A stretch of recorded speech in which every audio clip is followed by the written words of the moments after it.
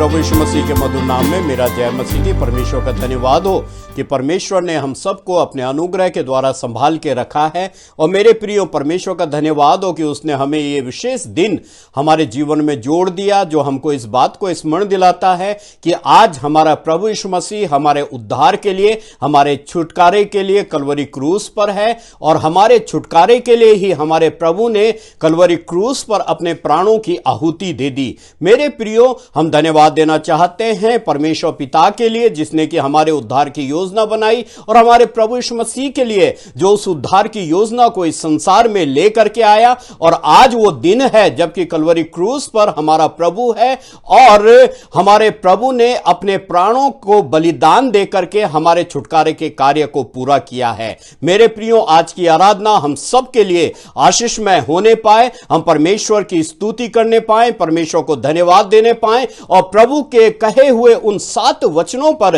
विचार करने पाए। और ये 7 वचन हमारे जीवन का आधार बन जाए, हमारे जीवन का कारण बन जाए और सचमुच में ये वचन आज हमारे लिए आशीषमय होने पाए। मेरे प्रियो, इससे पहले कि हम आराधना में आगे जाएं, मैं पास्टर देवराज से निवेदन करूंगा कि वो प्रार्थना में हमारी अगुवाई करें।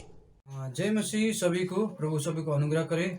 आज के शुभ अवसर में, आज गुड फ्राइडे के दिन के अवसर में आप लोग के बीच में मैं उपस्थित हूँ। मैं पास्टर देवराज छेत्री। आइए हम लोग अभी इस सेवा के लिए, गुड फ्राइडे की सेवा के लिए हम लोग आज के सेवा को प्रार्थना के साथ में शुरू करेंगे। आइए हम लोग सब मिलके, जितने भी यूट्यूब से जुड़े हैं, सब मिलके हम आज गुड फ्राइडे के अवसर में आज के सेवा के लिए प्रार्थना करेंगे।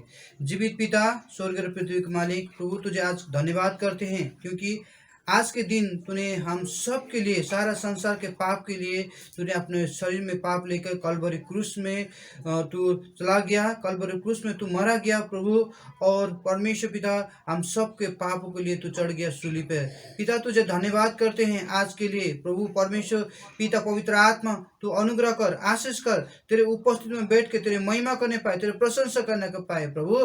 तुझे मैं धन्यवाद बोलता हूँ प्रभु। हम सब जितने भी यूट्यूब से जुड़े हैं प्रभु, प्रभु आज गुड फ्राइडे के अवसर में हम सभी को तू अनुग्रह कर। और प्रभु आज ये पवन अवसर, पवित्र ये पवन अवसर में जो वचन बोलने वाला, लीड करने वाला सभी को प्रभु तेरे हाथ में समर्पण करते। हम लोग जितने भी जुड़े हैं सभी को तेरे हाथ में समर्पण करते। प्रभु परमेश्वर पवित्र आत्मा तो तेरे अनुग्रह में लेके चल। धन्यवाद प्रभु परमेश्वर सभी चीज के लिए। आज के दिन हम तुझे धन्यवाद करते हैं प्रभु परमेश्वर। आज गुड फ्राइडे और तू इतवार को सुबह तू फिर से जी उठा और ईस्टर संडे भी आने वाला है प्रभु परमेश्वर। सभी में तू अनुग्रह कर और आज के लिए तुझे धन्यवाद करते हुए आज की सेवा को शुरू से अंत तक तेरे हाथ में समर्पण करते हुए विनती मांगते हैं नाजरत के यीशु के नाम में, आमीन।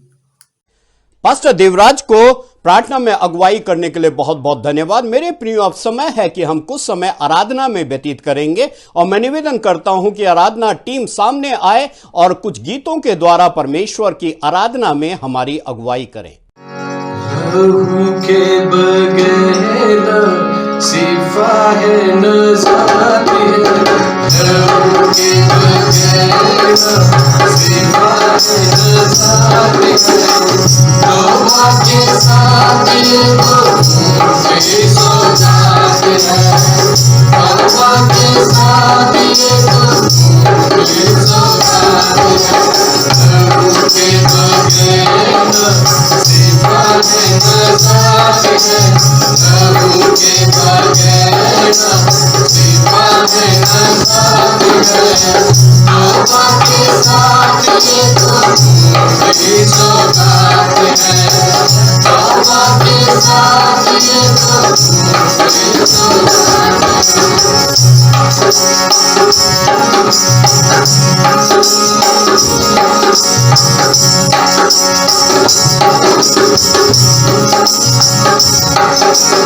एक तू ही बचेगा कोई घराना, एक तू ही बचेगा कोई घराना, लहू की कुदरती को तूने न पहचाना, लहू की कुदरती को तूने न पहचाना, भाइयों का सच्चा सच्ची उसकी बात है, भाइयों का सच्चा सच्ची उसकी बात है, तौबा के साथ ये तो मुझे सो जाती है, तौबा के साथ ये तो मुझे सो जाती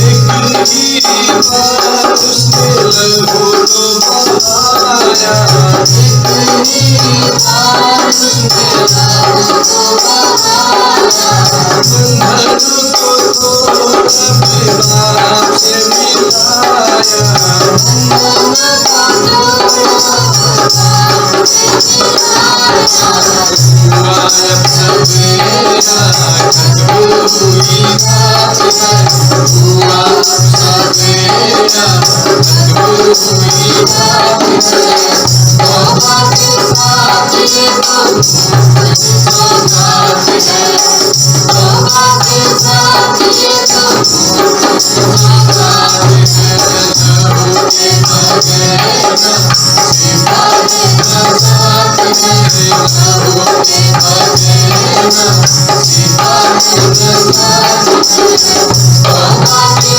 साथ ये तो मुझे सो जाती है, तौबा के साथ ये तो मुझे सो जाती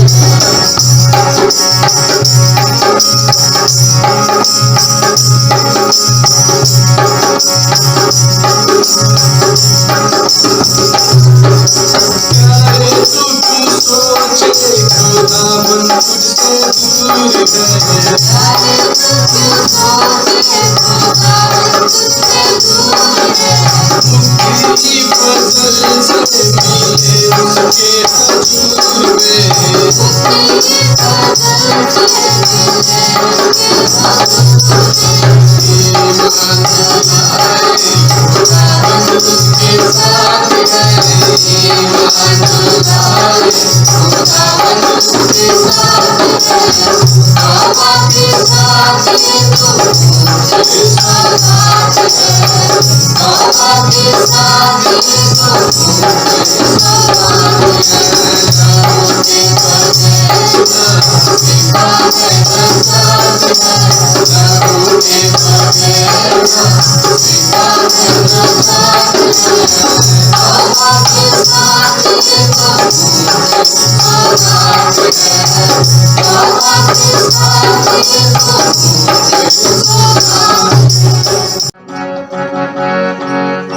दुख मेरा भला तेरा किया तूने मुझसे प्यार। दुख मेरा भला तेरा किया तूने मुझसे प्यार। हरा बेटा मुँह पे ठुका दिए ताने हरा बेटा मुँह पे ठुका दिए ताने दुख मेरा भला तेरा किया तूने मुझसे प्यार। दुख मेरा भला तेरा किया तूने मुझसे प्यार। तेरी झोली भारी भारी तेरा दामन चाहता। तेरी झोली भारी भारी तेरा दामन चाहता। दुख मेरा भला तेरा किया तूने मुझसे प्यार। दुख मेरा भला तेरा किया तूने मुझसे प्यार। किया मैंने जीवन प्यारा आई तूने मेरा। किया मैंने जीवन प्यारा आई तूने मेरा। दुख मेरा भला तेरा किया तूने मुझसे प्यार। दुख मेरा भला तेरा किया तूने मुझसे प्यार। जय यीशु मसीह की। आइए हम परमेश्वर की महिमा के लिए गीत गाएंगे।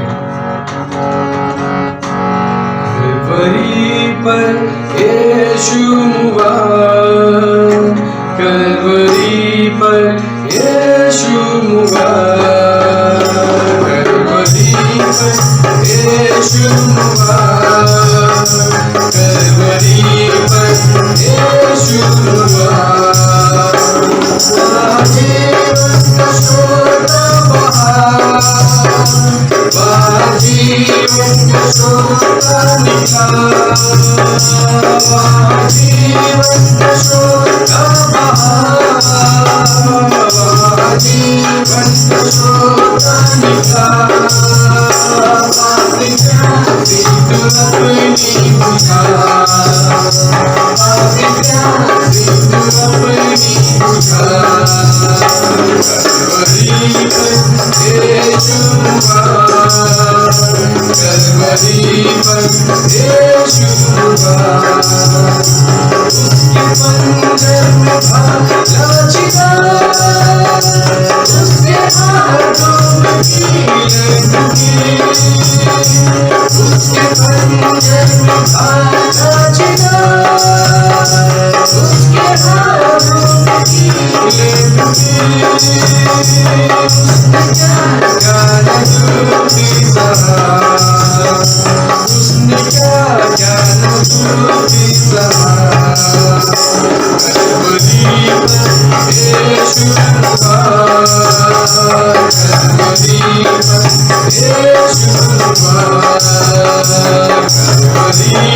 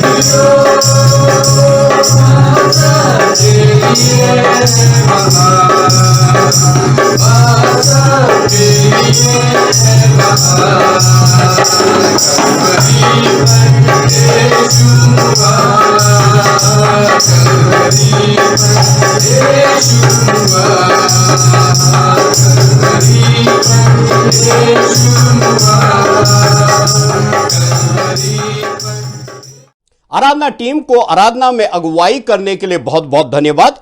मेरे प्रियो, अब समय है कि हम क्रूस से कहे गए 7 वचनों की तरफ विचार करेंगे, 7 वाणियों पर विचार करेंगे। और पहली वाणी है, हे पिता इन्हें क्षमा कर क्योंकि ये नहीं जानते कि ये क्या कर रहे हैं। लूका 23:34 में लिखा हुआ है। मेरे प्रियो, मैं निवेदन करता हूं पास्टर प्रेम कुमार से कि वो सामने आए और पहली वाणी पर अपने विचार व्यक्त करें।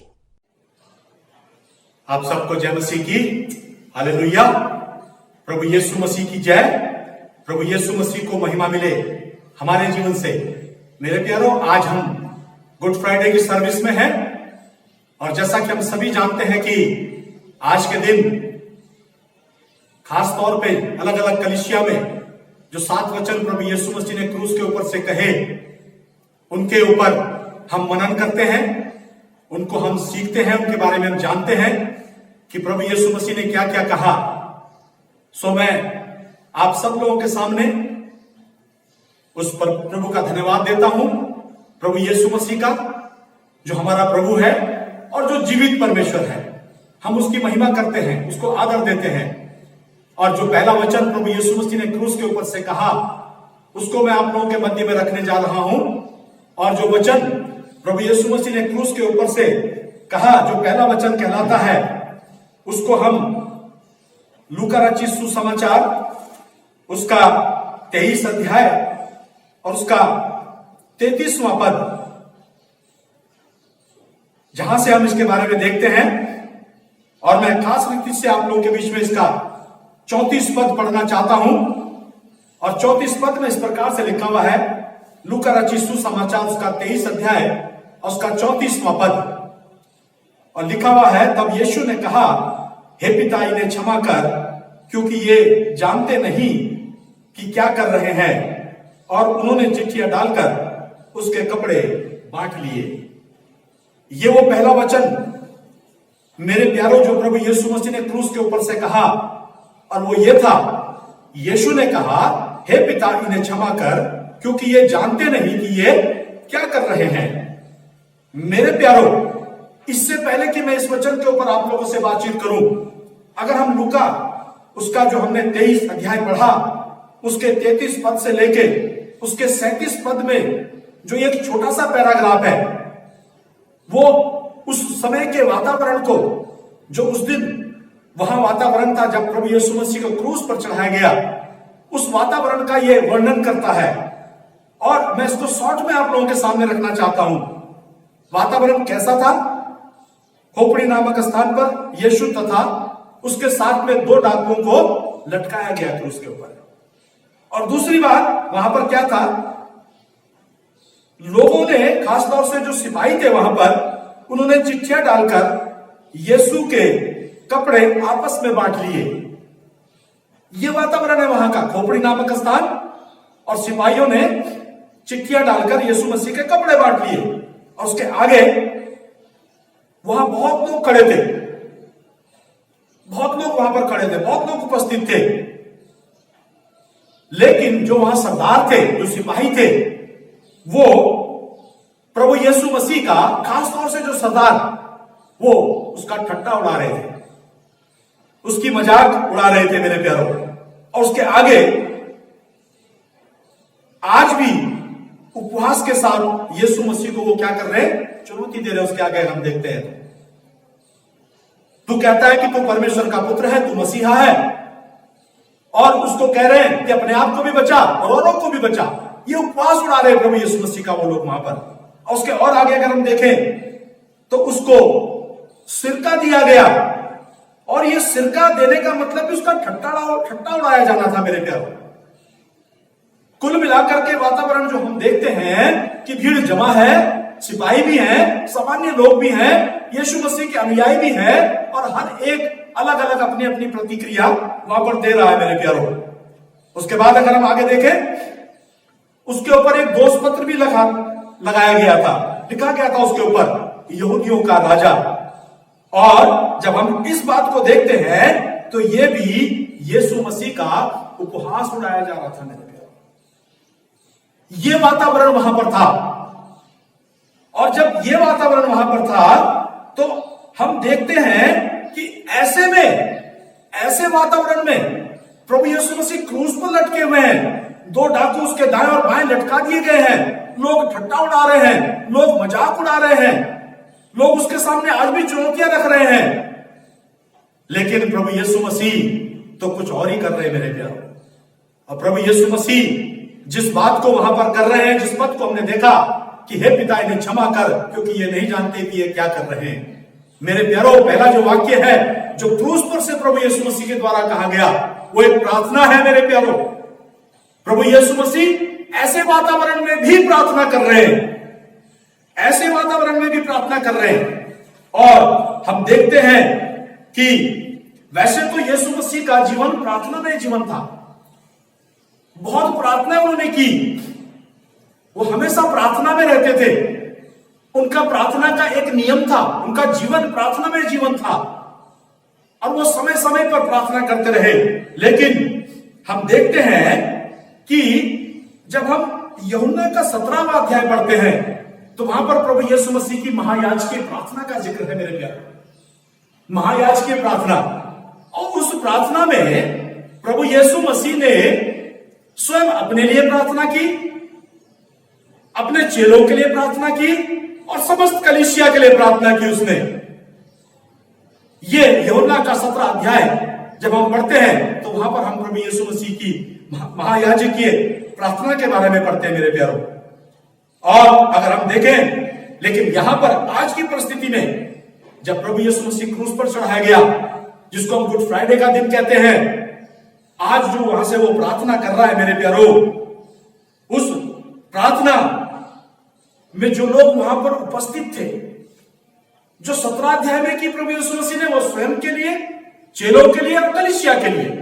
लेकिन आज की परिस्थिति में जब हम देखते हैं तो आज प्रभु यीशु मसीह उन सबके लिए प्रार्थना कर रहा है जो लोग वहां पर उपस्थित थे मेरे प्यारे, जो सब वहां पर उपस्थित थे।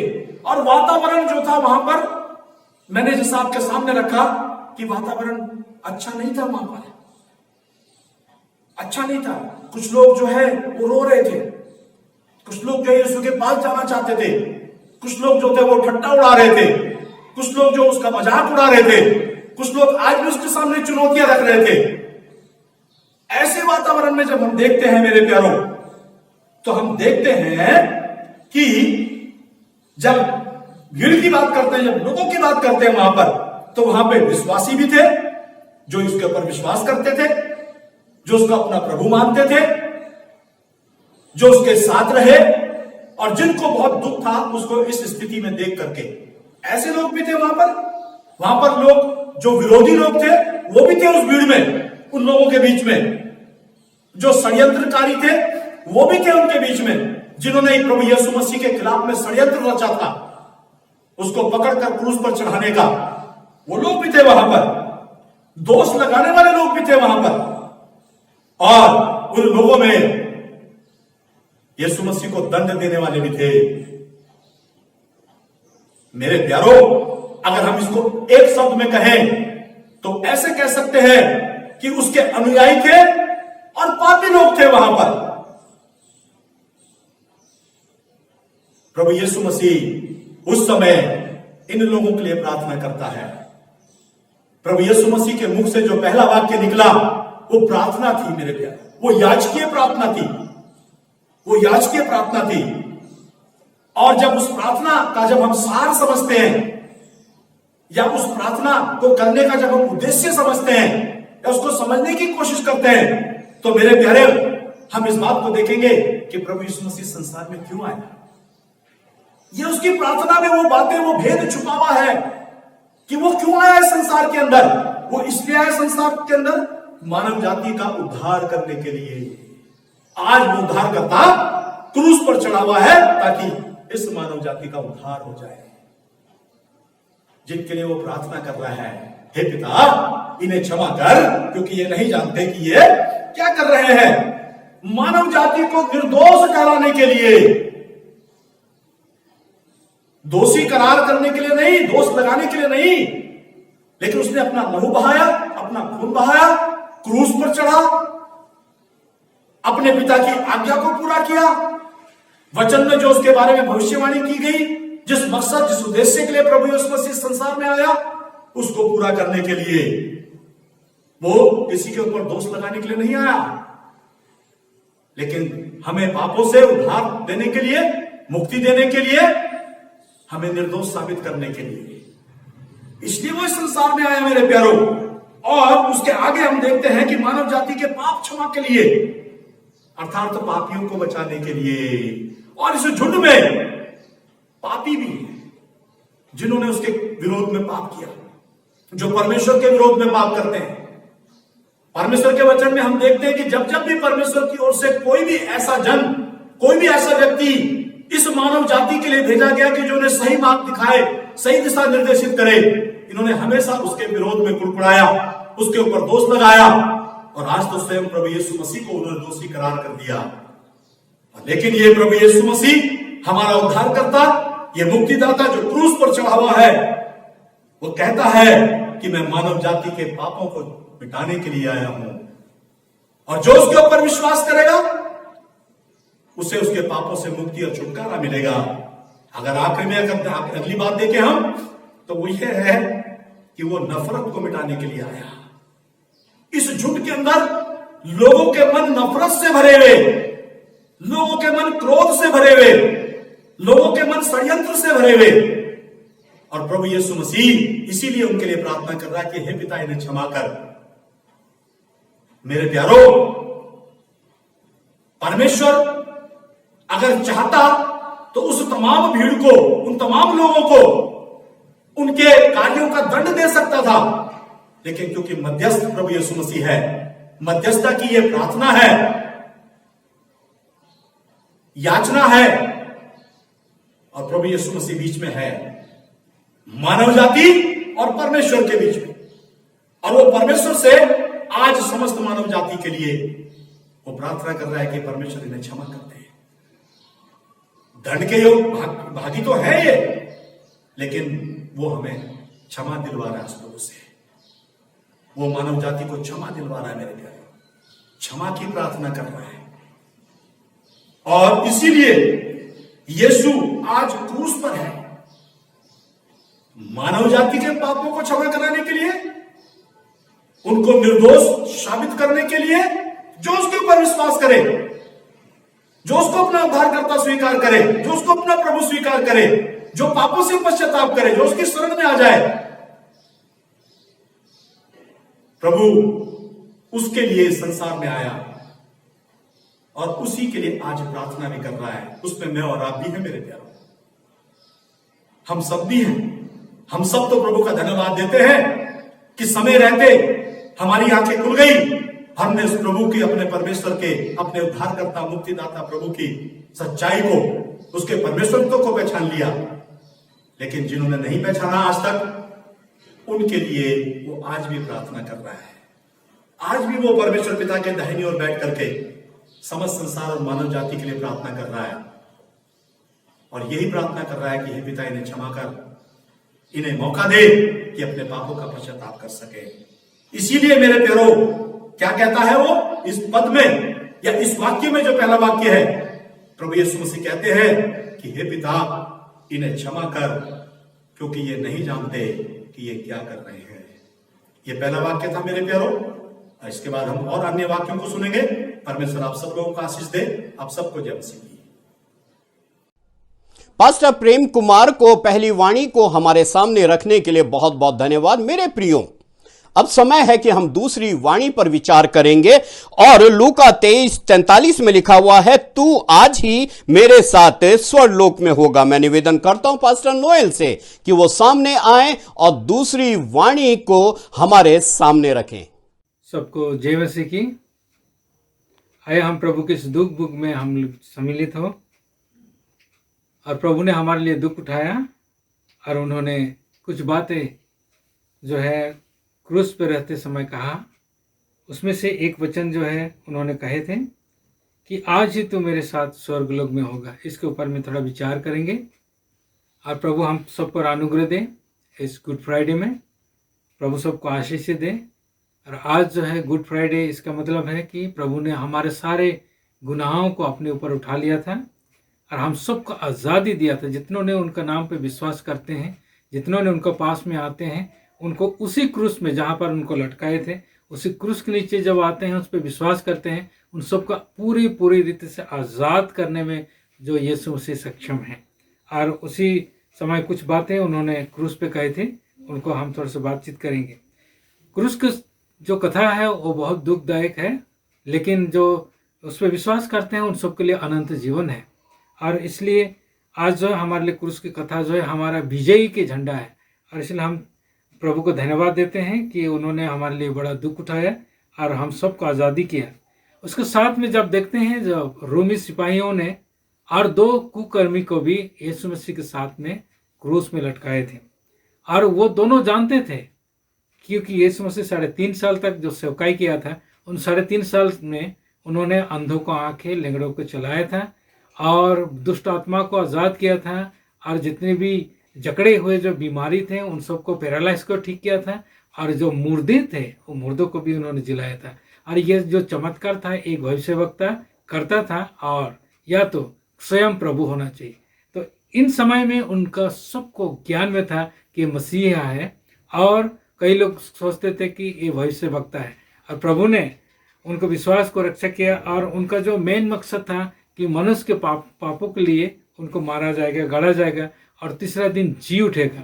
ये जो है भविष्यवक्ता किताब में लिखा हुआ है, उसको पूरा करने के लिए प्रभु उस दुनिया में आया था। और उसके साथ में देखते हैं कि 2 कुकर्मियों को जो लटकाए थे वो भी जानते थे, और इसलिए ऊपर में जो हम देखते हैं प्रभु कहता है कि हे पिता, ये क्या कर रहे हैं, नहीं जानते, इन्हें क्षमा कर। तो ये बात भी ये 2 कुकर्मी जो सुन रहे थे, उनमें से एक कहता है कि जो कुकर्मी लटकाए गए थे उनमें से एक उससे निंदा करके कहा, क्या तू मसीह नहीं? तो फिर अपने आप को और हमें बचा।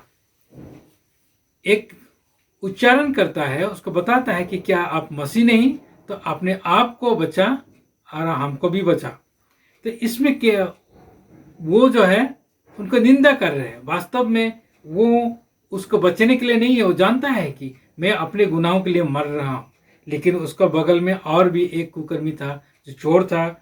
उन्होंने इस व्यक्ति को जो जिन्होंने अपमान कर रहे थे यीशु मसीह के क्रूस पे, उन्होंने उसको डांटा और कहा, क्या तुम्हें परमेश्वर से भी डर नहीं है कि हमने जो गुनाह किया है, हमने जो पाप किया है, उसका पूरे हमें दंड मिल रहा है और हमको ये मिलना भी चाहिए। लेकिन जो व्यक्ति हमारे बीच में है वो तो कभी जिंदगी में ऐसा कोई गुनाह नहीं किया, ना चोरी किया, ना डकैती किया, ना कोई व्यभिचार किया, ना किसी का लूट मार किया, न कुछ ऐसा काम किया जो उनको दंड दिया जा रहा है, फिर भी तुम उनको निंदा कर रहे हो। और उसने कहा, प्रभु को कहा, और वो व्यक्ति सुन रहा था। एक वही व्यक्ति हो सकता है जो पापियों के लिए, जो उसको मार रहे हैं, उसको लिए वो क्षमा के लिए प्रार्थना करे, पिता इन्हें क्षमा कर। तो ये बात सुन करके ये व्यक्ति को मालूम पूरी रीति से चल गया, और उनको मालूम था शुरू से कि क्योंकि ये पापियों को छुटकारा दे रहा है, दुष्ट आत्मा को निकाल रहा है, बीमारी को ठीक कर रहा है, तो ये व्यक्ति जो है साधारण व्यक्ति नहीं है। और ये जरूर, जैसा उन्होंने बोला है कि मैं फिर से जी उठूंगा, फिर से मैं बनाऊंगा इस मंदिर को, तो जरूर ये कामयाब होंगे। इसलिए उन्होंने क्या कहा, यीशु से कहा, हे प्रभु यीशु, जब तू अपने राज्य में आएगा तो मुझे स्मरण करना। और ये जो तीनों को एक ही शब्द में, एक मृत्यु की छाया में थे, और तीनों को सब्जेक्ट था कि उनको मृत्यु होगा। और मृत्यु दो प्रकार की मैं बताना चाहूंगा यहाँ पर छोटा से, कि मृत्यु जो है एक पाप में मरना और पाप के लिए मरना। और ये तीनों के ऊपर में जो होता है, ये दो कुकर्मी जो है वो अपने पाप में मर रहे थे, और जो यीशु मसीह पाप के लिए मर रहा था, और हमारे सबको गुनाहों को अपने ऊपर उठा रखा था और पाप के लिए मर रहा था। लेकिन ये दो कुकर्मी जो है पाप में मर रहे थे। पाप में मरने से उनका कभी उद्धार नहीं हो सकता है। अगर पाप के लिए हम मरते हैं तो हमारे लिए प्रभु जो है अपने लहू से धो के शुद्ध करता है। इसलिए हमारा मृत्यु जो है पाप के लिए मरना, हमको पाप से अनजान होना या तो पाप से अलग होना, वही पाप के लिए मरना है। और यीशु मसीह हमारे हर एक के गुनाहों को अपने ऊपर उठा करके वो स्वयं पाप बन गया था। और इसमें वो दूसरा जो है कुकर्मी था, उन्होंने अपने गुनाहों को मान लिया और कहा, प्रभु अगर तू अपने राज्य में आए तो मुझे स्मरण करना। और प्रभु यीशु मसीह ने मृत्यु से पहले पहले उनको एक सेंटेंस देता है, आज ही तू मेरे साथ स्वर्गलोक में होगा। और ये शब्द इंसान को जो है इसमें बताया गया है कि इंसान को पाप क्षमा करने के लिए प्रभु के पास में पूरी समर्थ है। और अगर इंसान अपने पापों को मान ले तो उसको मृत्यु से एक सेकंड से पहले बचाने का क्षमता यीशु मसीह रखता है। आज हमारी जिंदगी में अगर ऐसा कोई भी बातें रह गया है कि अगर हम हमारे मृत्यु का समय आ गया, हम अगर उसको अगर मान लेते हैं मृत्यु से पहले पहले, तो मिनटों में, सेकेंडों में प्रभु जो है उसको क्षमा करके उसको स्वर्ग में ले जाने का क्षमता रखता है। और आज जो है इस क्रूस के बारे में प्रभु ने उस दूसरा जो है चोर को उसने कहा था, आज ही मैं तुम्हें सच सच कहता हूं कि आज ही तू मेरे साथ स्वर्ग लोक में होगा। उनको जो अनंत जीवन में एक मिनट के अंदर में उनको अनंत जीवन में प्रवेश करने के लिए उनको आह्वान या तो उनको मौका मिल गया। तो आज मेरे प्रियो, आज जो है इस वाणी के द्वारा हम सब पे प्रभु बातचीत करे और हमको समझ में आए कि हमको पाप में नहीं मरना है, और जो पाप में मरेगा उसके लिए कोई उद्धार नहीं है। हमको पाप के लिए मरना है, पाप हमारी जिंदगी से हट के रहे। और उस चोर के समान हमें पश्चाताप करना है कि हमें स्मरण कर, प्रभु मैं मानता हूं कि मैं पापी हूं और मेरा दंड मुझे मिल रहा है, अगर आज तू जब अपने राज्य में आए तो मुझे स्मरण करना। इतने ही उन्होंने कहा था और प्रभु ने उनको पूरी से उसको उद्धार किया। आज प्रभु आप सबको अनुग्रह दिया है ताकि हमें जल्दी से अपने पापों को मान करके और प्रभु के इस दुख में जो हम हैं तो उनका उद्देश्य को हम पूरा करें। प्रभु इस वचन के द्वारा हम सबको बड़ी आशीष दे। के लिए बहुत बहुत धन्यवाद। मेरे प्रियो, यूहन्ना रचित सुसमाचार उसका 19 अध्याय 26 और 27 पद में इस प्रकार से लिखा हुआ है, तब यीशु ने अपनी माता और उस चेले को जिससे वह प्रेम रखता था पास खड़े देखा तो अपनी माता से कहा, हे नारी, देख ये तेरा पुत्र है। तब उसने चेले से कहा, यह तेरी माता है, और उसी समय वह चेला उसे अपने घर ले गया। मैं निवेदन करता हूं पास्टर राजू जॉन से कि इस वाणी के ऊपर अपने विचार हमारे सामने प्रस्तुत करें। हालेलुया, सबको जय मसीह की। प्रभु का धन्यवाद हो इस सुंदर समय के लिए, और आप सबको गुड फ्राइडे की बहुत बहुत शुभकामनाएं। प्रभु आपको, आपके परिवार को बहुत आशीष करे। और समय है कि हम लोग तीसरी वाणी में जाएंगे, और जो मेरे को वाणी मिली है वो तीसरी है।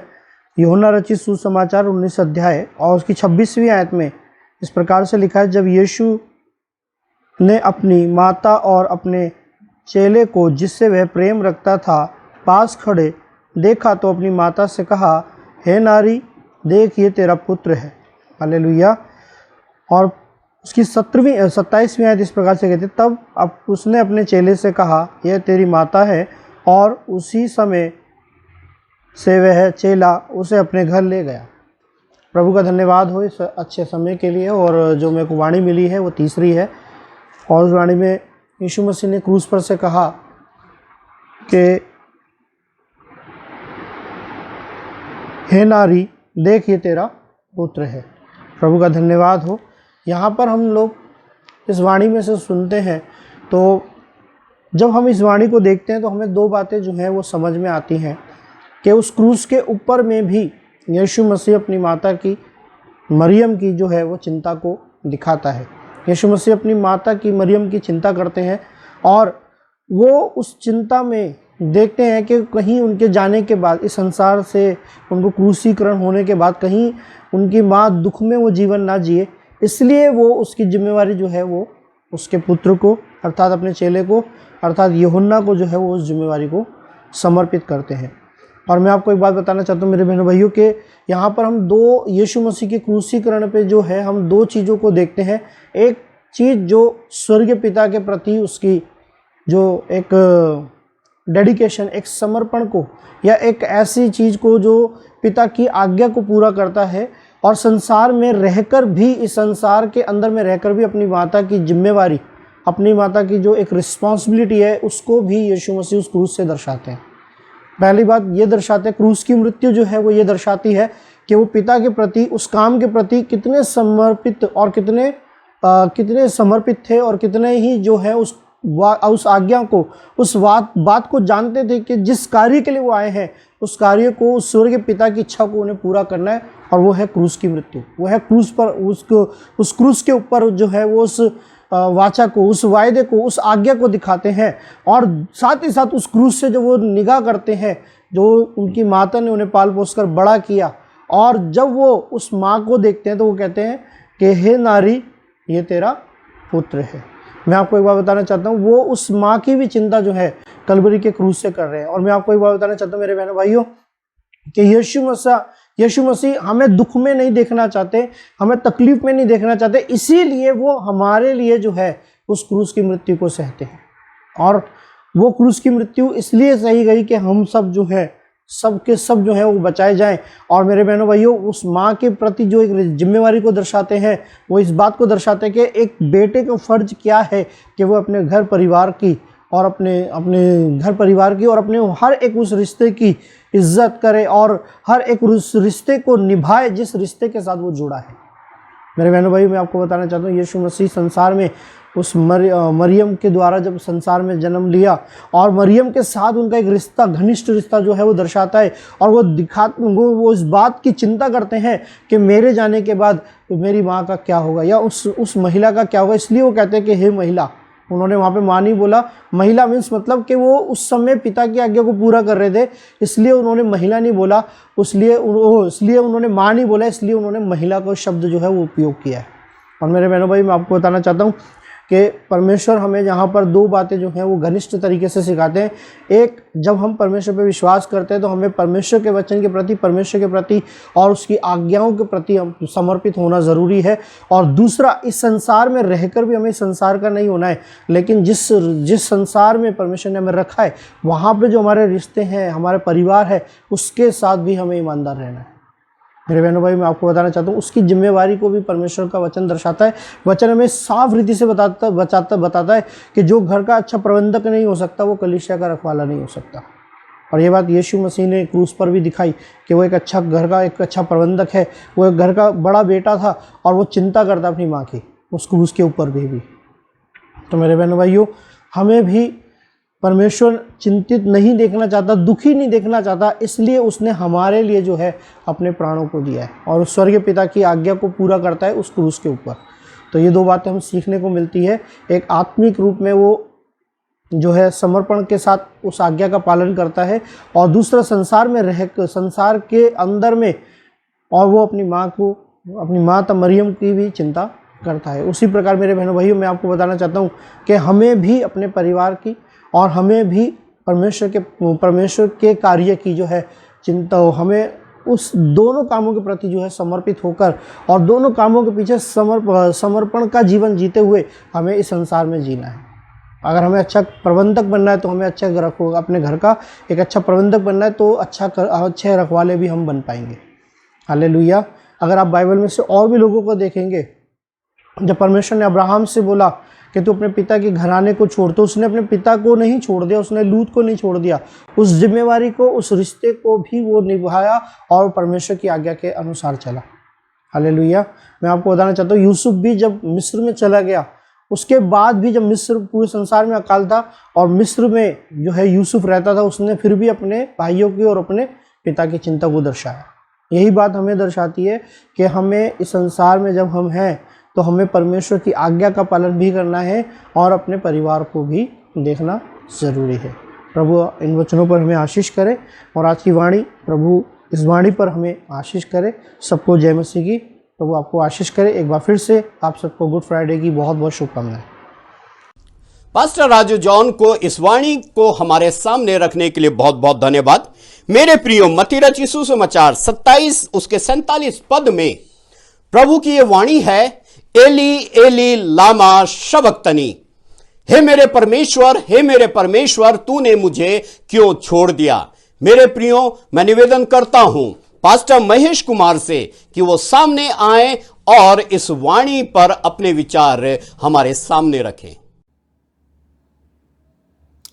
आइए मेरे प्रियो, हम लोग क्रूस की चौथी वाणी पर ध्यान दें, जो परमेश्वर ने अनुग्रह किया, दया करे कि कलवरी क्रूस की चौथी वाणी आज मैं आप सबके सामने परमेश्वर के वचन से सिखा सकूं, बता सकूं।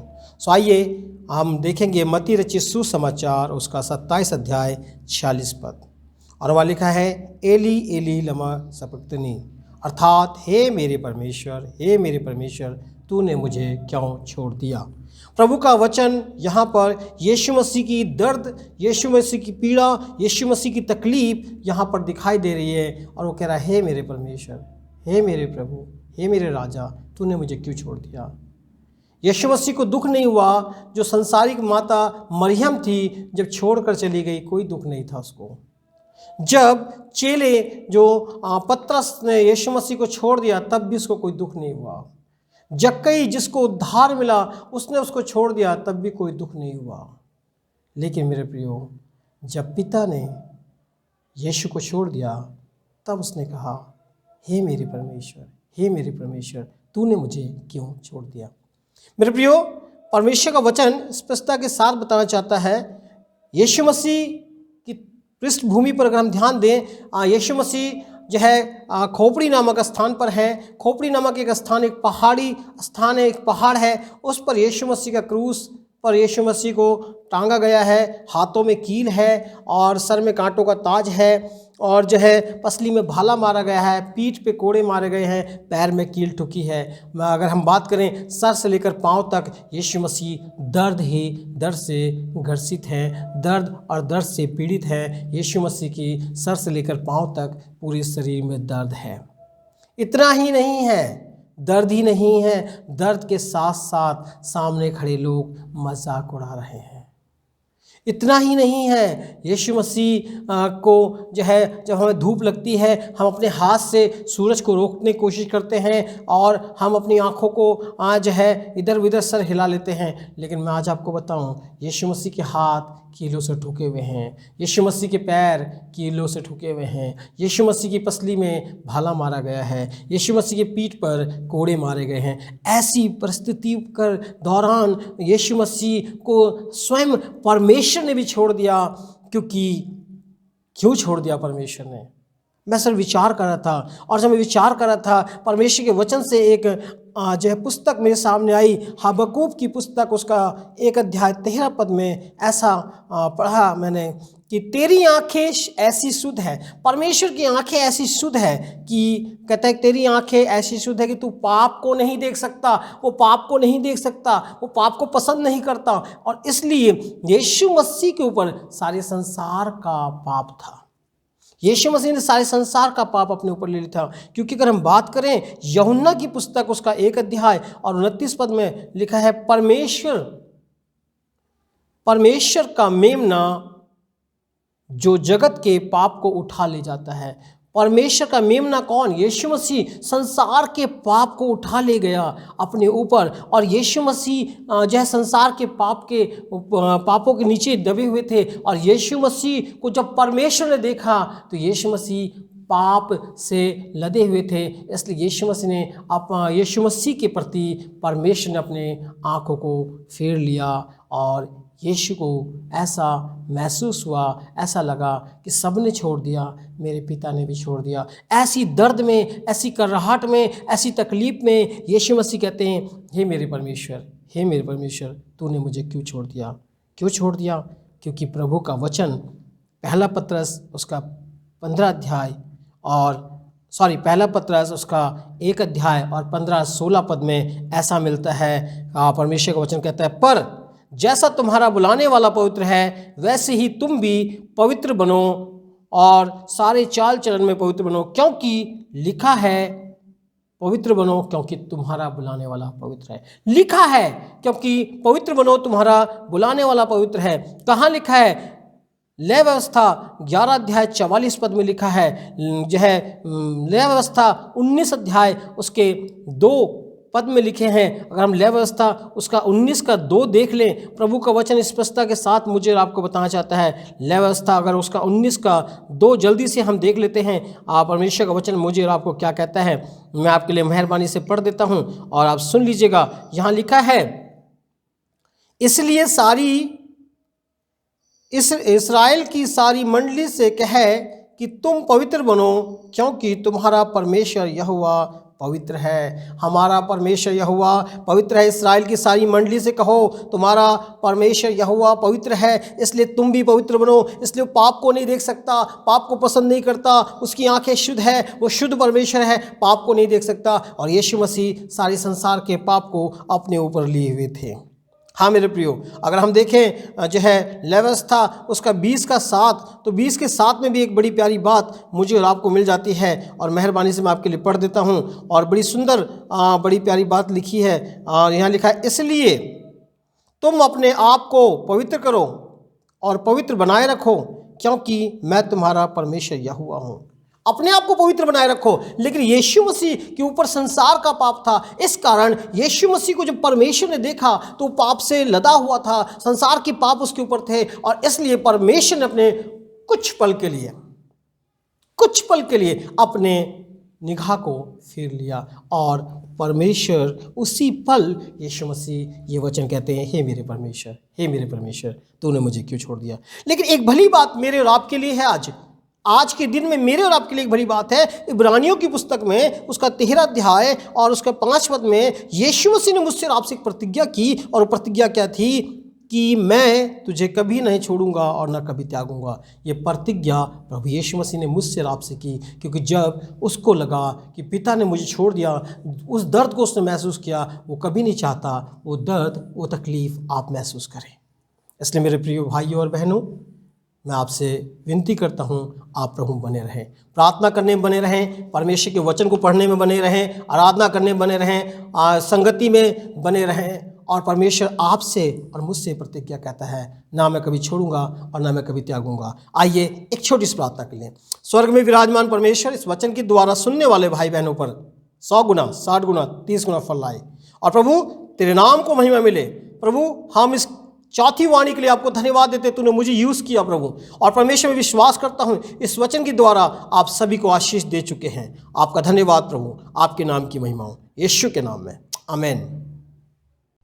पास्टर महेश कुमार को इस वाणी के ऊपर अपने विचार रखने के लिए बहुत बहुत धन्यवाद। मेरे प्रियो, अब समय है हम एक विशेष गीत सुन लेंगे, और मैं निवेदन करता हूं पास्टर साइमन चंद्रा और उनके परिवार से कि वो सामने आ करके हमारे सामने गीत प्रस्तुत करें। आप सबको जय मसीह की। हम पारिवारिक रीति से प्रभु की महिमा में आपके समक्ष गीत गाएंगे, यीशु सलीब पर मुआ। और इस गुड फ्राइडे के शुभ अवसर पर आप सबको शुभकामनाएं, और प्रभु के प्रेम को प्रकट करने के लिए हम ये गीत मिलकर प्रभु की महिमा के लिए गाएंगे।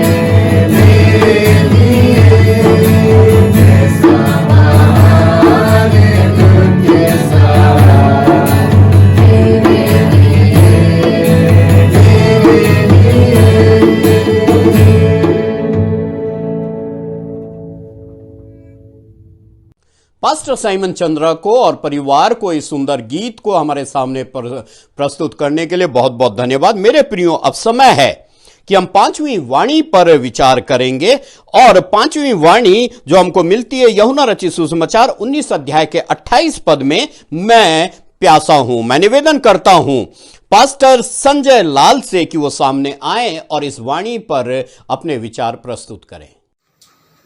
मैं प्रभु का धन्यवाद देता हूं आज इस गुड फ्राइडे की सर्विस, इस गुड फ्राइडे के दिन के लिए जो कि इस वर्ष प्रभु ने मुझे और आपको इस दुनिया की महामारी की जो बीमारी से दुनिया ग्रस्त है और परेशानी के आलम में है, लेकिन प्रभु ने इस दौरान भी मुझे और आपको ये सौभाग्य दिया कि हम इस ऑनलाइन वर्शिप में, आराधना में जुड़ सकते हैं और क्रूस पर से बोले गए 7 वाणियों को हम सुन सकते हैं, उसका लाभ उठा सकते हैं और अपने जीवनों का मूल्यांकन कर सकते हैं। प्रभु का धन्यवाद हो कि 5वीं वाणी क्रूस पर से बोली गई। यूहन्ना रचित सुसमाचार उसका 19 अध्याय 28 वचन में लिखा है कि मैं प्यासा हूं। यीशु मसीह ने, जिसने सामरी स्त्री से कहा कि जो कोई इस जल में से पिएगा जो मैं उसे दूंगा वह फिर अनंत काल तक प्यासा ना होगा। गतसमनी में लहू का पसीना बहाने के पश्चात उसे शासकों के पास इधर उधर घसीटा गया, उसे रोमी सिपाहियों के द्वारा यातनाएं दी गई, उसे कोड़े मारे गए, कांटों का ताज पहनाया गया। उसने उस भारी क्रूस को उठाया और उस जगह पर गोलगत्था की ओर ले जाया गया। इन सब परिणाम स्वरूप जब वह क्रूस पर लटका हुआ था, अपनी टूटी देह को के लिए हुए उसने ये बात कही कि मैं प्यासा हूं और उसे प्यास लगी। दर्दनाक पेय जब उसे दिया गया तो उसने पीने से इनकार कर दिया। इस तरह उसने अपने आप को यातना और कष्टों के दौरान अपने जीवन को उसने समर्पित किया। किसके लिए मेरे प्रियो? ये प्यास जो थी मेरे और आपके लिए, ताकि जो कोई इस पर विश्वास करे वह नाश ना हो परंतु इस प्यास में सम्मिलित हो जाए। इस जल में, ये जो जल अनंत जीवन का जल है, इसमें सम्मिलित होकर अपनी प्यास को बुझाए और अनंत जीवन के लिए वो वारिश हो जाए। याद रखिए मेरे प्रियो, जब मेरे और आपके बोझ और गुनाह इस जीवन में हमारी लाइफ के अंदर ऐड हो जाते हैं तो हमें फिर कोई रास्ता नहीं दिखता कि हम कहाँ जाएं, कौन हमारे गुनाहों को माफ करेगा। यीशु मसीह इस दुनिया में आया इसलिए ताकि मेरे और आपके गुनाहों को वो माफ कर दे। आज उद्धार कौन दे सकता है? आज हमें अनंत जीवन का जल कौन दे सकता है? केवल एक है जिसके विषय में मैं और ये ऑनलाइन सर्विस आपको जागरूक कर रही है, अवेयर कर रही है। 5वीं वाणी में यीशु मसीह ने क्रूस पर से ये कहा कि मैं प्यासा हूं। किसके लिए? मेरे और आपके लिए। परमेश्वर ने अपने बेटे को इस दुनिया के लिए कुर्बान कर दिया ताकि जो कोई इस पर विश्वास करे वो नाश ना हो परंतु इस जल में सम्मिलित हो जाए, अनंत जीवन में का वारिस हो जाए। इसलिए मेरे प्रियो, प्रभु यीशु मसीह की जो प्यास है वो तब बुझेगी, उसकी प्यास तब पूरी होगी जब पूरी दुनिया सुसमाचार को स्वीकार कर ले, अनंत जीवन के वारिस हो जाए। आज प्रभु चाहता है कि ये जो इनविटेशन मैं आपको दे रहा हूँ, आइए इसमें सम्मिलित हो जाए। अगर आज भी कोई वंचित है, आज भी कोई छूटा हुआ है, आज भी कोई पाप से बुराई से जो है भरा है, मेरे प्रियो भटक रहे हैं, इस तलाश में है कि दुनिया में हमें छुटकारा कौन देगा, उद्धार कौन देगा, मोक्ष कौन देगा, अनंत जीवन कौन देगा, हमारी प्यास को कौन बुझाएगा। आ जाइए प्रभु के चरणों पर, क्रूस के तले आ जाइए। एक है जिसका नाम है यीशु मसीह, उद्धार देने वाला, शांति देने वाला, मोक्ष देने वाला। प्रभु इस वचन के बताए जाने पर और इस बात को हमें स्वीकार करने के लिए प्रभु ऐसी प्रेरणा दे कि जो प्यास प्रभु यीशु मसीह को लगी, वो प्यास अनंत काल तक कभी कोई भी प्यासा नहीं होगा। यीशु मसीह ने सामरी स्त्री से यही कहा कि जो कोई इस जल में से पिएगा, जो मैं उसे दूंगा, वह फिर अनंत काल तक कभी प्यासा ना होगा। आइए इस जल में सम्मिलित हो जाइए। प्रभु इस वाणी के बताए जाने पर और इस बात को समझने के लिए मुझे और आपको बहुतायत की प्रेरणा दे। आइए प्रार्थना करें। हे पिता, हम तुझसे प्रार्थना करते हैं कि तू हमें अपने वचन की सहभागिता की, कार्यों के विस्तार की, राज्य के विस्तार की, आत्माओं को जीतने की और सुसमाचार प्रचार की, कलीसियाओं को उन्नत और दृढ़ बनाने की तीव्र प्यास जागृत करके हमारे जीवन में तेरी महिमा और गवाही के अनुरूप हो सके। हम बहुतों को तेरे पास लाने का माध्यम बनकर तेरी प्यास को तृप्त करने वाले बन सके। प्रभु यीशु मसीह के नाम से मांगते हैं, आमीन। पास्टर संजय लाल को इस वाणी पर विचार रखने के लिए बहुत बहुत धन्यवाद। मेरे प्रियो, अब समय है कि हम 6वीं वाणी पर विचार करेंगे और परमेश्वर के वचन को सुन लेंगे। और मैं निवेदन करता हूं पास्टर साइमन चंद्रा से कि वो सामने आए और इस वाणी पर परमेश्वर के वचन को हमारे सामने रखें, जो हमको मिल जाता है यूहन्ना रचित सुसमाचार उसके 19 अध्याय के 30 पद में लिखा हुआ है, जब यीशु ने वो सिरका लिया तो कहा पूरा हुआ, और सिर झुकाकर प्राण त्याग दिए। आप सभी को जय मसीह की। आपको गुड फ्राइडे का पर्व बहुत बहुत मुबारक हो। आइए हम प्रभु के वचन में से देखेंगे यूहन्ना रचित सुसमाचार उसका 19 अध्याय और 30 पद, जहां पे यूं लिखा है, जब यीशु ने वो सिरका लिया तो कहा पूरा हुआ, और सिर झुकाकर प्राण त्याग दिए।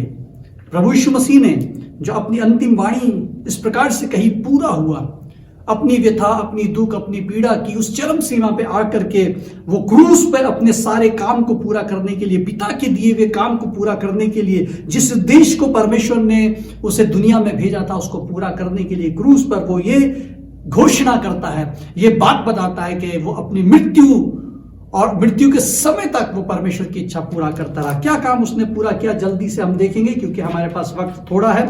पहली बात जो हम देखेंगे, मत्ती रचित सुसमाचार 5, 17 और 18 पद में इस प्रकार से लिखा है, यीशु मसीह ने कहा है कि मैं व्यवस्था को लोप करने नहीं परंतु व्यवस्था को पूरा करने के लिए आया हूं। सबसे पहली चीज, सबसे प्रमुख बात यह थी कि यीशु मसीह इस धरती पे आया, और इस धरती पे आकर के जो मूसा के द्वारा व्यवस्था आई थी, जो सीनै पर्वत पे व्यवस्था आई थी, जो मनुष्य के लिए एक स्टैंडर्ड परमेश्वर ने नियुक्त किया था, उस व्यवस्था के द्वारा इंसान को जीना था, उस व्यवस्था के अनुसार चलना था। और उस व्यवस्था को मानने के लिए, चलने के लिए, सिखाने के लिए जो किताबों में लिखा है, जो कलाम में लिखा है, जो वचन में लिखा है, प्रियो, यीशु मसीह कहता है मैं उस व्यवस्था को पूरा करने के लिए आया हूं। इस पृथ्वी पे, इस धरती पे आज तक कोई ऐसा व्यक्ति पैदा नहीं हुआ जिसने व्यवस्था को पूरा किया। जितने भी धर्मी से धर्मी व्यक्ति इस धरती पे आए, बड़े बड़े भविष्यवक्ता आए, महान पुरुष आए और बड़े बड़े ज्ञानी लोग आए, लेकिन जितने भी आए वो सब पापी, सब गुनहगार, सब जो है चूक गए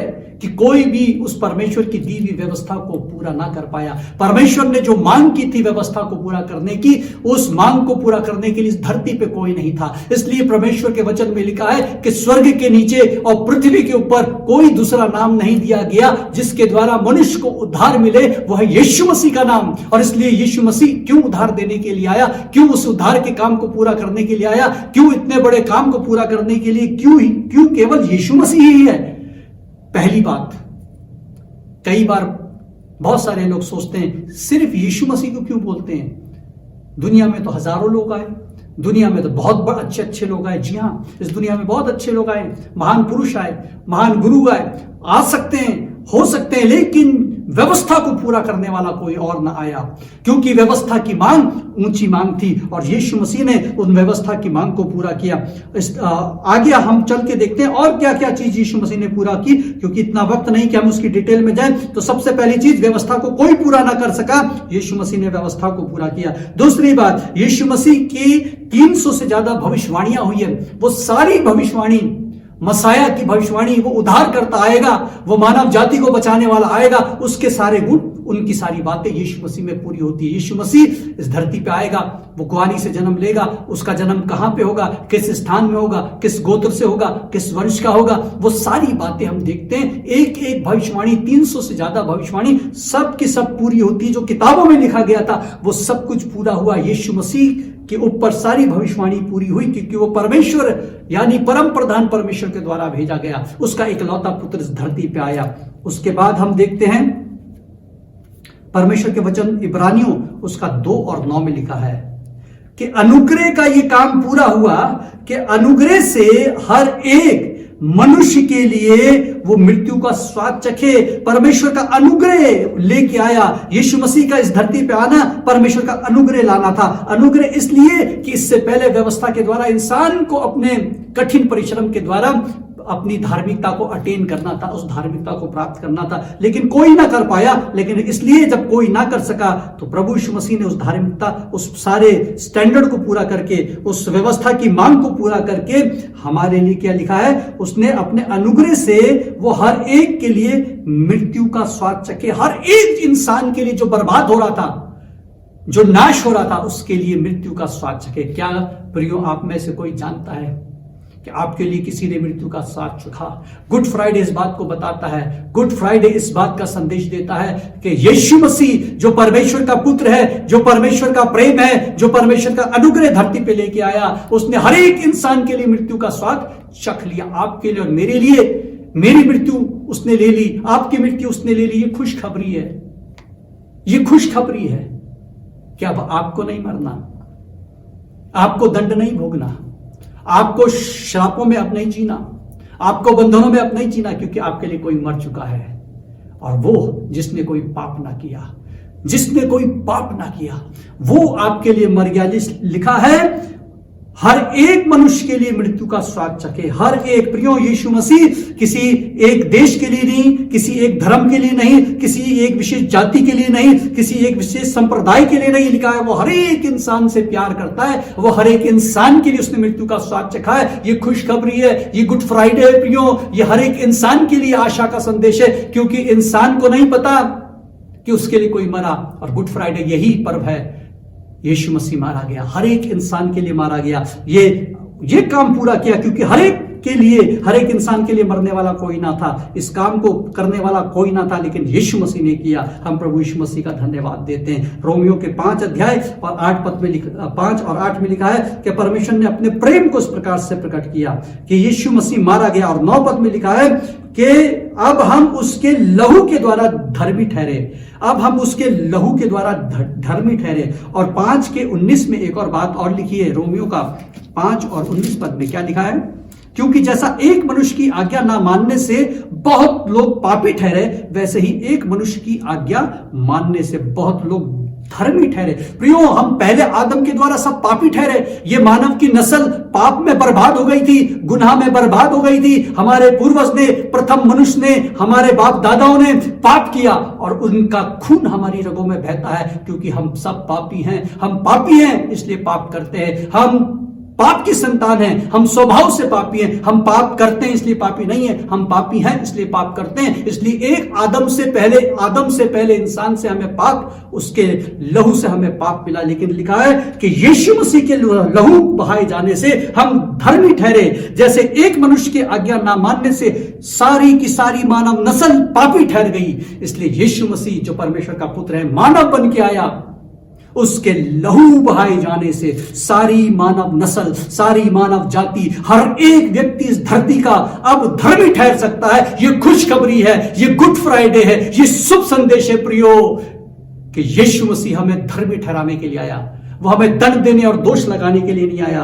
आदम में हम सब पापी ठहराए जाते हैं, लेकिन यीशु मसीह में हम धर्मी ठहराए जाते हैं। यीशु मसीह का लहू हमें धर्मी ठहराए जाने के लिए, इसलिए गुड फ्राइडे धर्मी बनने का पर्व है प्रियो। गुड फ्राइडे जो है अनुग्रह का पर्व है। गुड फ्राइडे जो है, अगर आगे हम देखेंगे 10 पद में लिखा है कि जब हम अपने बैरी होने की दशा में उसके पुत्र की मृत्यु के द्वारा हमारा मेल मिलाप परमेश्वर के साथ हुआ।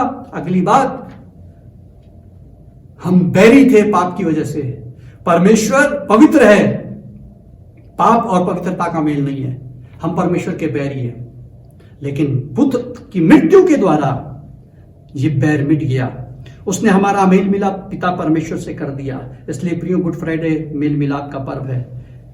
पाप के कारण हम परमेश्वर के बैरी बनते हैं, लेकिन उस पाप का दंड यीशु मसीह ने ले लिया, अपने ऊपर ले लिया, उसका भुगतान कर लिया और हमें पाप से आजाद करके हमें परमेश्वर से मेल मिलाप कर लिया।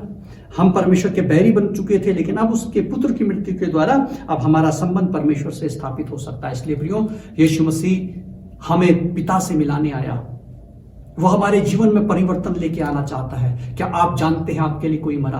क्या आप जानते हैं कि आपको धर्मी बनाने का उपाय यीशु मसीह का लहू है? यीशु मसीह के लहू बहाए जाने से हमारे पाप चाहे कितने भी मैले क्यों ना हो, कितना भी पाप और गुनाह क्यों ना किया हो, यीशु मसीह का वचन कहता है कि अगर हम मन फिराएंगे, पश्चाताप करेंगे और यीशु मसीह पे विश्वास करेंगे तो यीशु मसीह का लहू हमें सब पापों से शुद्ध करता है। इसलिए उसका वचन कहता है मन फिराओ और पश्चाताप करो, क्योंकि स्वर्ग का राज नजदीक है। इसलिए प्रियो, गुड फ्राइडे परमेश्वर से मेल करने का पर्व है। आइए आज हम यीशु मसीह पे विश्वास करें और पिता से मेल मिलाप करें। उसने मेल मिलाप का काम पूरा कर दिया। एक इंसान ने, पहले आदम ने, हमारे पूर्वज ने हमें उस परमेश्वर से जुदा किया, हमारे संबंध को तोड़ दिया पाप ने। लेकिन यीशु मसीह हमारे संबंध को परमेश्वर से जोड़ने के लिए उसने अपना बलिदान किया, उसने अपना प्रेम प्रकट किया, उसने अपनी देह को बलिदान कर दिया। ऐसा प्रेम उसने हमसे किया, ऐसा प्रेम उसने जहान से किया, ऐसा प्रेम उसने हर एक व्यक्ति से किया। प्रियो, गुड फ्राइडे ये परमेश्वर के प्रेम का पर्व है, मेल मिलाप का पर्व है, क्षमा मांगने का पर्व है, क्षमा देने का पर्व है।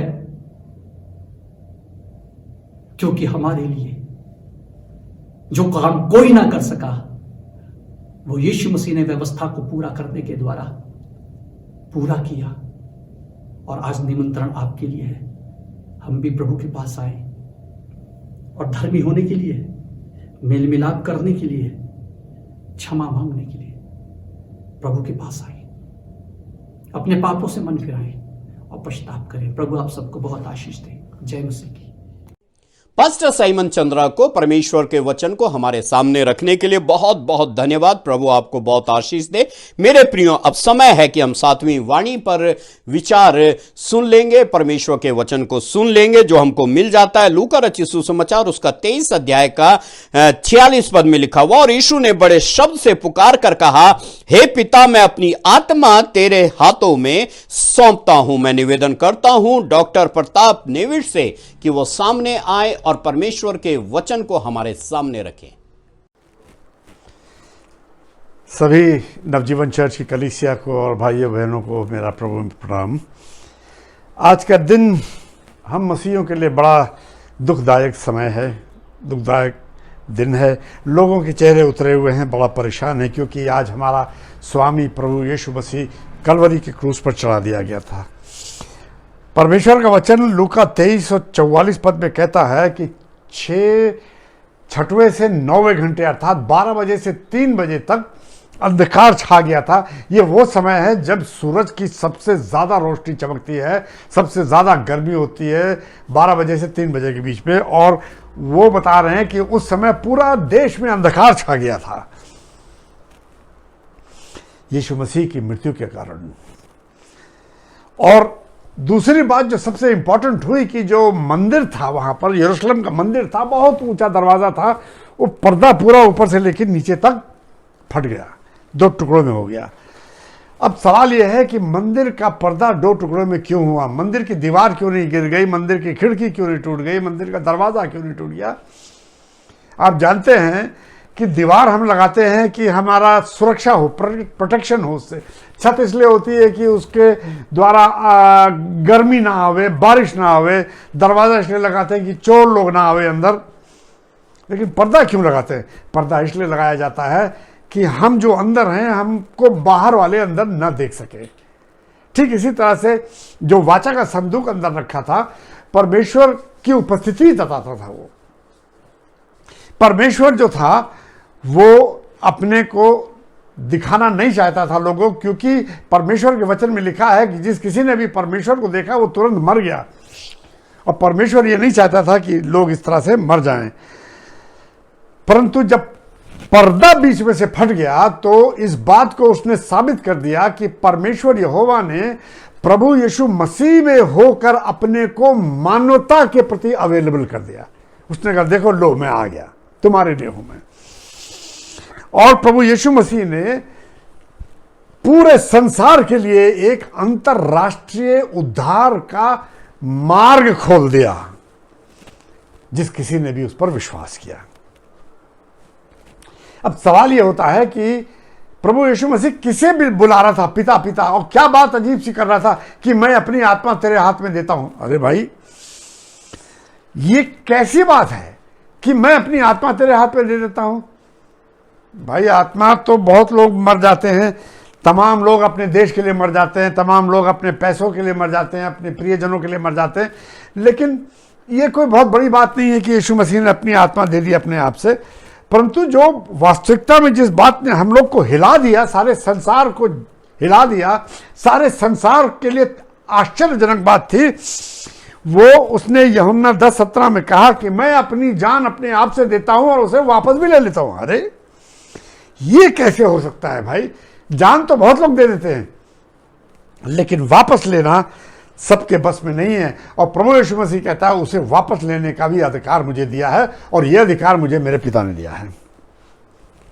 अब सवाल यह होता है कि प्रभु कहता है कि कोई मुझे मार नहीं सकता। सारे दुनिया ने देखा कि रोम के लोगों ने उसको क्रूस पे चढ़ाया, तो यीशु मसीह को रोम के लोगों ने चढ़ाया। चलिए हम मान लेते हैं कि यीशु मसीह को रोमन ने मारा, लेकिन जब हम सच्चाई की तरफ देखते हैं तो यीशु मसीह जो था वो अपने आप यरूशलेम की तरफ चल पड़ा, और उसके चेलों ने, उसके शिष्यों ने उसे बार बार चेतावनी दी कि अरे भाई मत जा, तू मत जा यरूशलेम की तरफ, यहूदी तुझे मार डालेंगे। लेकिन यीशु मसीह नहीं माना और यरूशलेम की तरफ आगे बढ़ता चला गया। मत्ती 26:52 से 54 के बीच में देखा गया है कि जब गतसमनी के बाग में उसको अरेस्ट करने के लिए आ गए तो कुछ शिष्यों ने तलवारें निकाल ली और यहां तक कि किसी का कान भी काट दिया सिपाही का। यीशु मसीह ने उन सबको डांटा और कहा कि जो तलवार से जीता है वो तलवार से मारा जाता है, तलवार वापस रखो। क्या तुम चाहते नहीं कि परमेश्वर की योजना मेरे जीवन में पूरी हो? अगर तुम मुझे इस तरह से बचाने की कोशिश करोगे तो वचन पूरा कैसे होगा? मत्ती 16:21 से 23 वो बताता है कि वो अपने चेलों को बताना शुरू करने लगा कि भाई अब देखो मेरा समय आ गया है, मैं बहुत तकलीफ उठाऊंगा, बहुत कष्ट उठाऊंगा, यहां तक कि बुजुर्गों के द्वारा मैं मारा भी जाऊंगा, मैं मार डाला जाऊंगा। इतनी बात जब उसने कही तो पतरस ऐसे व्यक्ति के को यह बात हजम न हुई। अरे भाई कोई हमारे भाई को मार डाले या हमारे कोई स्वामी को मार डाले और हम बैठे देखते रहें, ऐसा नहीं होने देंगे हम, चाहे कुछ भी हो जाए। पतरस बिगड़ गया, किनारे ले जाकर यीशु मसीह को फटकारने लगा, क्या बोल रहे हो तुम, हमारे रहते कोई तुझे मार सकता है? लेकिन जब आप वचन को देखेंगे, थोड़ा सा और आगे से पढ़ेंगे, तो ये वही पतरस है जिसको प्रभु यीशु मसीह ने कहा था, you are the rock upon which I will establish my church. तुम वो चट्टान हो जिसके ऊपर मैं अपनी कलीसिया बनाऊंगा। और आज उसी रॉक को 10 मिनट के बाद प्रभु यीशु मसीह कह रहा है, you are a stumbling block, the rock became the block. तुम मेरी योजना में एक रोड़ा बन के सामने खड़े हो गए हो। गेट थी बिहाइंड मी सैटन, शैतान मेरी नजरों से दूर हो जाओ, क्योंकि तुम्हारा दिमाग जो है मानवता से भरा हुआ है, परमेश्वर की योजना से दूर है। प्रभु यीशु मसीह ने उसको डांट फटकार लगा दी और प्रभु यीशु मसीह गलगथा की तरफ चल पड़ा। और चला ही नहीं परंतु अपनी क्रूस भी उसने अपने कंधे पर रख ली। और जब वो ये कहने लगा कि मैं अपनी जान देता ही नहीं हूं बल्कि उसे अपने आप से ले लेता हूं, ये प्रभु यीशु मसीह का पहला अनाउंसमेंट था कि उसके जीवन में फिर से पुनरुत्थान होगा, मरने के बाद वो पुनः जी उठेगा। तभी वो कहता है, हे पिता मैं अपनी जान तेरे हाथों में देता हूं। प्रभु यीशु मसीह ने पहला अनाउंसमेंट किया कि ये पुनरुत्थान उसका होगा। किसके पास इतनी करेज है, इतना साहस है कि वो बोल दे कि मैं अपनी जान देता हूं उसे वापस लेने के लिए। यूहन्ना 1 से 4 के बीच में लिखा है कि सारा संसार उसी के द्वारा बनाया गया, वचन के द्वारा। वही वचन परमेश्वर था, वही वचन यीशु मसीह था। सारा संसार उसके द्वारा बनाया गया, उसी में जीवन था। वचन में, प्रभु अर्थात यीशु मसीह में, वचन में जीवन था और वही वचन मनुष्यों की ज्योति थी। 14वें पद में कहता है वही वचन देहधारी हुआ, अर्थात प्रभु यीशु मसीह बनकर इस धरती पर आ गया। और वही वचन जो था वो हमारे बीच में उसने डेरा किया और हम सब ने उसको ऐसे देखा जैसे परमेश्वर के इकलौते की महिमा देखी। अजीजों, मैं आपको बताना चाहता हूं अंत में कि प्रभु यीशु मसीह कोई ऑर्डिनरी आदमी नहीं था, कोई साधारण व्यक्ति नहीं था, वो कोई भविष्यवक्ता नहीं था, वो कोई विद्वान आदमी नहीं था, वो कोई बाबा जी नहीं था, दादाजी नहीं था, परंतु वो स्वयं वचन, जिसको कहा है वचन ही परमेश्वर था। परमेश्वर पिता, सर्वशक्तिमान परमेश्वर पिता यहोवा था जो इस संसार में आ गया और उसने इस संसार में आकर अपनी जान को हम पापियों के कारण दिया ताकि हम लोग उद्धार पावे।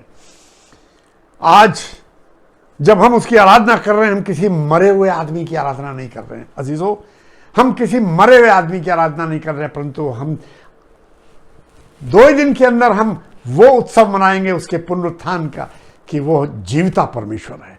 हम जीवते की आराधना करते हैं, जीवते परमेश्वर की। वो कहता है जो बोझ से दबे और थके मांदे लोग हो, मेरे पास आओ, मैं तुम्हें आराम दूंगा। कितने लोग हैं जो दुख तकलीफ में फंसे हुए। मैं आपसे कहता हूं मसीह पर विश्वास कीजिए, आइए, वो आपको नया जीवन देगा, वो आपको अनंत जीवन देगा। जीवते परमेश्वर के पास आइए। प्रभु आप सबको आशीष दे। धन्यवाद। डॉक्टर प्रताप नेविट को इस 7वीं और अंतिम वाणी को हमारे सामने रखने के लिए बहुत बहुत धन्यवाद।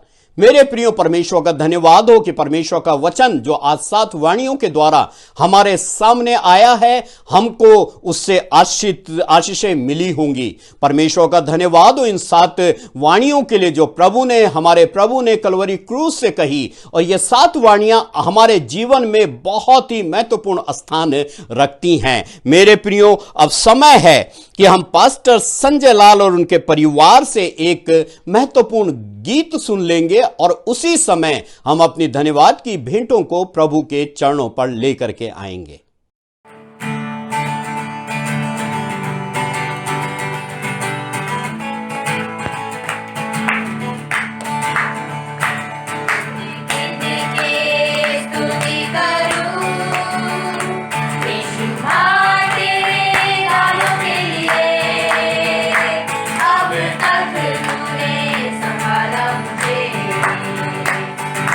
बाहों में लिए हुए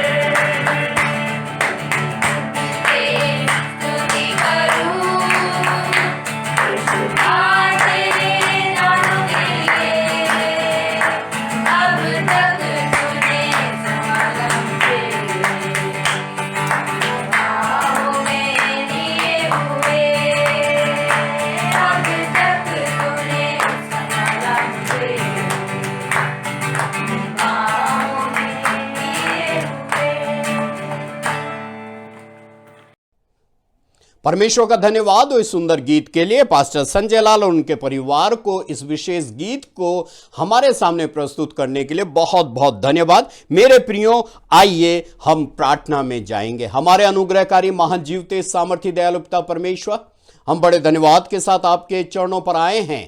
प्रभु, हम धन्यवाद देना चाहते हैं, आज की आराधना में आपने हमारी सहायता करी, आपने अनुग्रह दे दिया कि आज परमेश्वर हम आपकी संगति में आशीष किए गए। 7 वाणियों के द्वारा प्रभु हमें आपके वचन को सीखने के लिए फिर से अनुग्रह दिया, ताकि हम अपने जीवनों का मूल्यांकन करने पाए और अपने प्रभु के कलवरी से कहे गए उन 7 वचनों को जो उसने अपनी पीड़ित अवस्था में कहे, ओ प्रभु हमारे जीवन का महत्वपूर्ण कारण बन गए, हमारे उद्धार का कारण बन गए। हम धन्यवाद देना चाहते हैं अपने प्रभु के लिए, जिसने कि कलवरी क्रूस पर हमारे उद्धार को पूरा करने के लिए अपने प्राणों की आहुति दे दी, वह हमारे लिए बलिदान बन गया। इसलिए हम धन्यवाद देना चाहते हैं। धन्यवाद देना चाहते हैं जो ये भेंट जो कि आपके लोगों ने आपके सम्मुख प्रस्तुत की है, परमेश्वर पिता इस पर आशीष दे, देने वालों के भंडारों को और भी परिपूर्ण करे,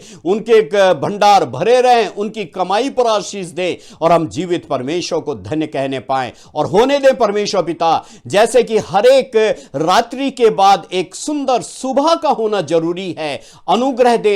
जबकि परमेश्वर पिता गुड फ्राइडे के दिन, इस बलिदान के दिन, शुभ शुक्रवार के दिन हमारा प्रभु कलवरी क्रूस पर मृत्यु के आगोश में चला गया, लेकिन हम धन्यवाद देना चाहते हैं कि हमारा प्रभु मरा हुआ नहीं रहा, तीसरे दिन मृतकों में से जी उठा। हमें अनुग्रह दे कि हम परमेश्वर पिता पुनरुत्थान के दिन में फिर से आपके चरणों पर आके आराधना में समय व्यतीत करने पाए और पुनरुत्थान की सामर्थ को जानने पाए और आपकी महिमा का कारण बनने पाए। हमें से प्रत्येक को आशीषित करे और अपनी महिमा के लिए इस्तेमाल करे। यीशु मसीह के नाम से मांग लेते हैं, आमीन। अब हमारे प्रभु यीशु मसीह का अनुग्रह, परमेश्वर पिता का प्रेम, पवित्र आत्मा की संगति, सहभागिता हमें से हर एक के साथ, हर एक विश्वासी के साथ अब से लेकर हमेशा हमेशा तक होती रहे, आमीन।